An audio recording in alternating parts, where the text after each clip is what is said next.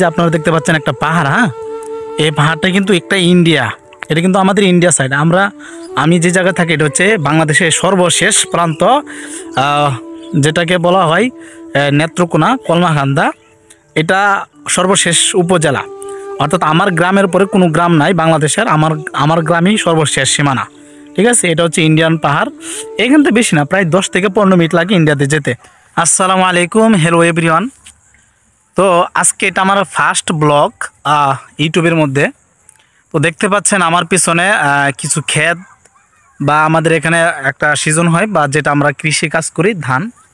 তো আলহামদুলিল্লাহ এখন ধান নাই, ধান কাটা হয়ে গেছে, তাদের সেই সোনালি ফসল ঘরে তুলে নিয়েছে আলহামদুলিল্লাহ ঠিকঠাক মতো। অনেক জায়গায় বৃষ্টি হওয়ার কারণে কেউ কিন্তু ভালোভাবে ওইরকম ধান করতে পারে নাই।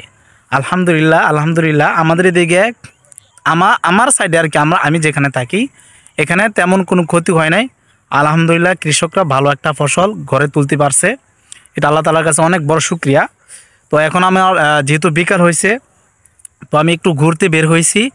তো হঠাৎ করে মনে পড়লো যে আপনাদেরকে কিছু জিনিস দেখাই। আসলে আমি এখন একটা সাইকেলে বসে আছি, এই যে দেখেন, এই যে এটা হচ্ছে আমার একটা সাইকেল, হ্যাঁ, এটা একটা বাঙ্গাসুর একটা সাইকেল গরিবের, যেটার মাধ্যমে এই যে দেখাই, এই যে দেখতে পাচ্ছেন, এটা হচ্ছে আমার সাইকেল।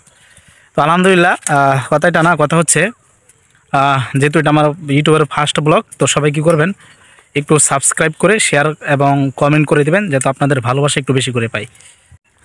এই যে দেখেন আমাদের গ্রামের দৃশ্য, এই যে দেখেন এখানে একজন একটা বন্ধ একটা বাড়ি করছে।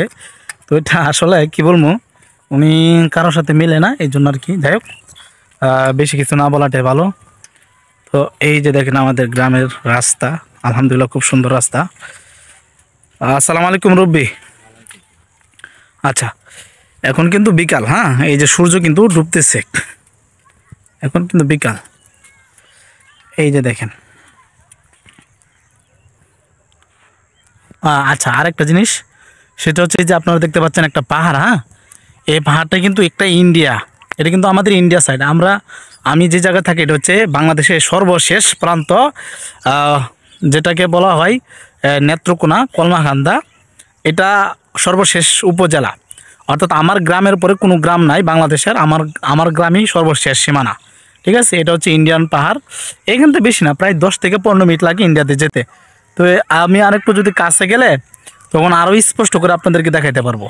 তো আসল কথা হচ্ছে আমরা প্রায় সময় যাই, ইন্ডিয়াতে যাই, ঠিক আছে।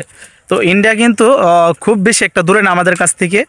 আর অন্য বর্ডার সাইডে যেরকম গেলে কী হয়, বিএসএফ কী করে, ইন্ডিয়ান বিএসএফ গুলি করে বা চালান দিয়ে দেয়, এইগুলো করে। আলহামদুলিল্লাহ আমরা এদিকে তেমন একটা মানে কঠিন না। আপনি ইন্ডিয়াতে আমরা প্রায় সময় যাই, তো আমরা সবসময় আসা যাওয়া করি, এবং আমাদের অনেক গ্রামের মানুষ সেখানে যাই, মোটামুটি ভালো একটা কিছু করে, আমরাও করি, যাই। আলহামদুলিল্লাহ গুলি টুলি করে না মানুষ তেমন, আজ পর্যন্ত এরকম কোনো রেকর্ড পাই নাই।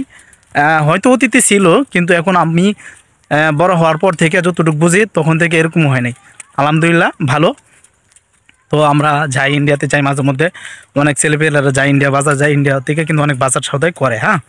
তো ইন্ডিয়ার মানুষও কিন্তু আমাদের বাংলাদেশে আসে বাজার করার জন্য। আচ্ছা, ওই যে দেখেন আরও একটা পাহাড় আমি দেখাই আপনাদেরকে। এই যে আসলে একদিন কাছে গিয়ে আপনাদেরকে আমি একটা পাহাড় দেখাম, হ্যাঁ। এটা হচ্ছে আমাদের স্কুল, আমাদের গ্রামে স্কুল, হ্যাঁ। এই যে দেখেন, এদিকে কিন্তু আমাদের ময়মনসিংহ